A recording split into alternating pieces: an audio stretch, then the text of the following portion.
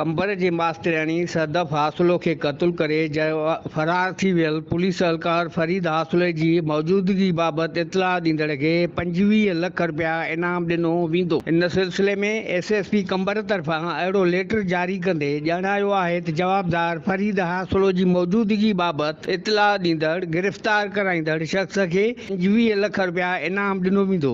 इतला ॾींदड़ जो नालो राज़ में रखियो वेंदो। यादि रहे त मास्तरियाणी सदफ हासुलो खे संदसि मङींदे पुलिस एहलकार फरीद हासुलो 7 अप्रैल 2025 ते कंबर जे सिटी थाणे जे हद में शादीअ खां इनकार ते क़तल करे फरार थी वियो हो। अहिड़े वाक़े जो केस मक़तूला जे भाउ रिज़वान हासुलो कंबर थाणे ते जवाबदार फरीद हासुलो मथां दाख़िल करायो हो। पुलिस तरफ़ां कुझु ॾींहं अॻु जवाबदार ते 10 लख रुपया इनाम रखियो हुयो। हींअर उन रक़म खे वधाए 25 लख रुपया मुक़ररु कई वई आहे। कैमरामैन शोएब अहमद खोसो सां गॾु मोहम्मद मिठल, कोशिश डिजिटल कंबर।